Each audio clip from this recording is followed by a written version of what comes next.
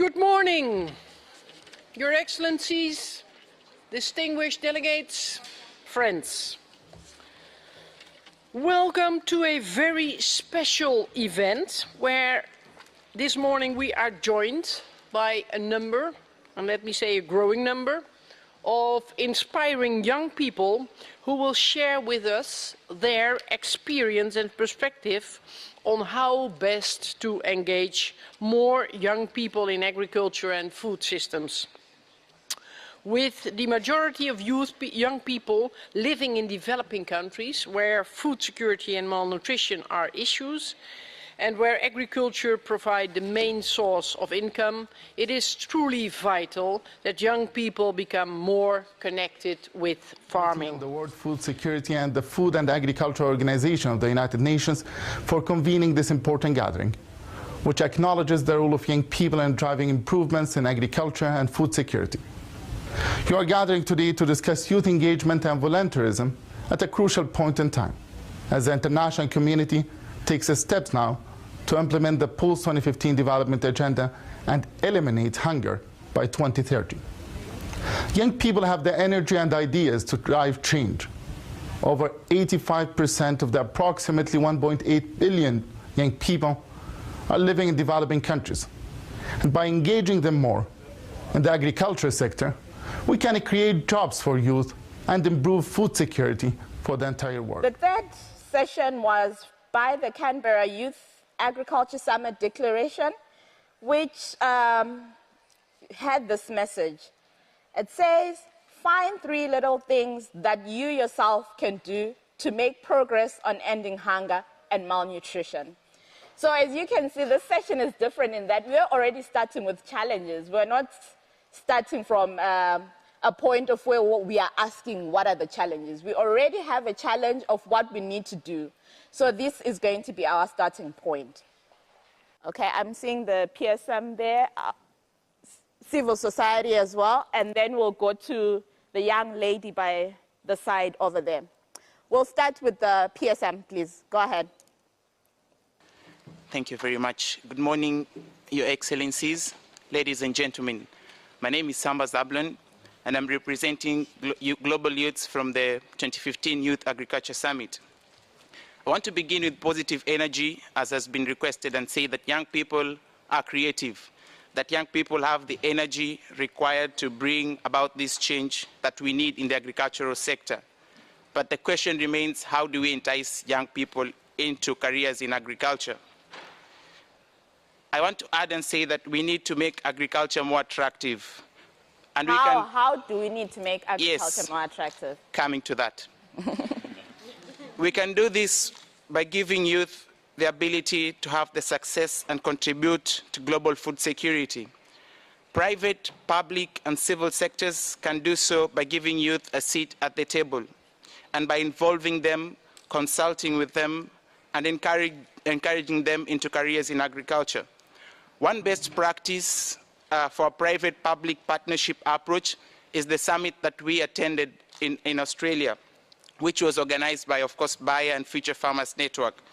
And this group of delegates recommended 4 key areas which I want to share with this honorable plenary, that through which talents can be directly developed and utilized. One area that we proposed was the need to boost education and skills building. And we proposed that there's need to develop a fair and open multi-channel platform for formal and informal educators in the agricultural industry to build greater skills through ongoing education. The second key area was the need to communicate the value of agriculture, careers, and farming. We need to promote the importance of agriculture and enhance the image of farmers and the breadth of opportunities that exist in the agricultural industry. The third one was the need to innovate for sustainable intensification and new production systems. We proposed that there is need to create a global network that links young innovators to agricultural needs to drive information, sharing, and funding solutions. The final key area that we proposed was the need to foster personal and organizational leadership. We see and we propose that there is need to boost youth leadership skills and impact membership of various youth groups such as the 4H, YPAD that you've mentioned, the Youth Egg Summit, and there's need for this so that we can be able to provide experience, mentorship, and support for their vision. As I conclude, I wish to say that talent development can be fostered by involving young people, allowing us to try, fail, learn, and then succeed. This provides the learning environment that is necessary to attract young people into agriculture and ensure they improve the industry well into the future. Agriculture may be dirty at the farm, but clean in the pockets. Thank you. Thank you. Let me take the PSM flag there. I'll come back. Okay. Thank you for this opportunity to speak on talent development. My name is Shannon Benner. I'm from 4-H in Canada. We're a youth movement that started over a century ago. We're focused on agriculture, but our programs build skills far beyond agronomy and agricultural knowledge. Our fundamental belief is that young people need to be mentored equally in terms of skills transfer as well as character and asset development. Today, 4-H is a movement of nearly 7 million young people in more than 60 countries in 4 continents around the world. These are caring, responsible, and contributing young people who affect change in the world around them. Agriculture doesn't look like it did 100 years ago, and neither does youth engagement. What we need to keep in mind are the opportunities. We have this generation of highly connected young people with unparalleled access to knowledge. They see themselves beyond some of the self-imposed barriers that sometimes we as adults maintain.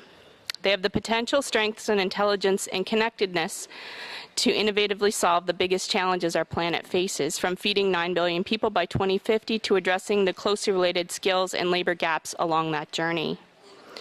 What we need to make a commitment to is to meet them where they live and on their level and connect to them in ways that they connect.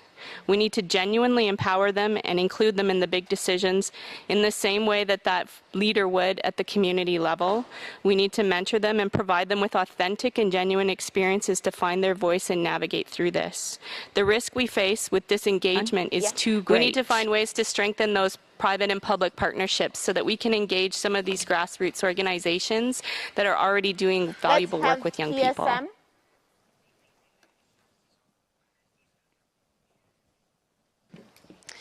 Thank you. Good afternoon, everyone. My name is Laura Grubb. I'm also here on behalf of the Youth Ag Summit.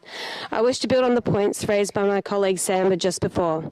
Firstly, we as youth do not want to just join together and remain as a segregated group with one voice. We want to be integrated. It is essential that private, public and civil sectors work with youth and allow us to connect and have a seat at the table so we can become leaders and support ag and food security. I want to note a few key actions which we believe will help advance youth ag talent development in agriculture. This will integrate youth as a valuable part in contributing in all sectors and decision making.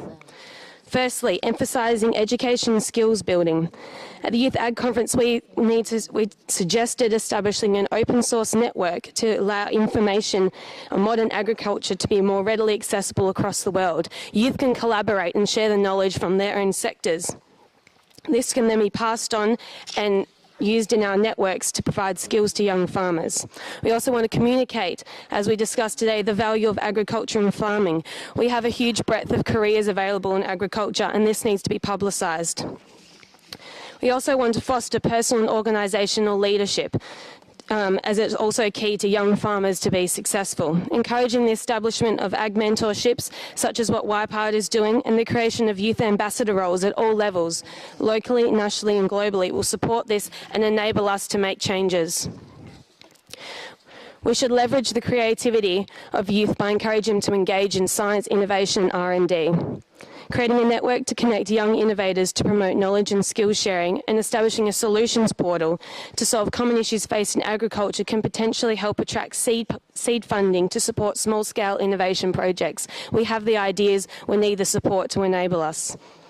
Finally, it is important to promote socially acceptable and responsible consumption, not only for youth interested in agriculture, but for all youth.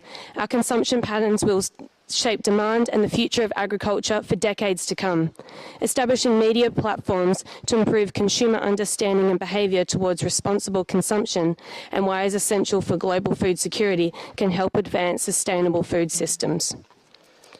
The areas for action recommended form part of a youth proposed framework for empowering and connecting youth. By embracing this, public, private and civil sectors and youth themselves can boost global efforts aimed at growing talent in agriculture. We need your cooperation and collaboration to secure the future of the world. Thank you. Very much, Madam Moderator. Dear friends, I don't say dear Your Excellencies anymore since I'm encouraged by your moderator. For this session, I just say dear friends and participants. I think we had an excellent session, and the moderator already asked you for a big applause for the panelists, and indeed they did a great job. But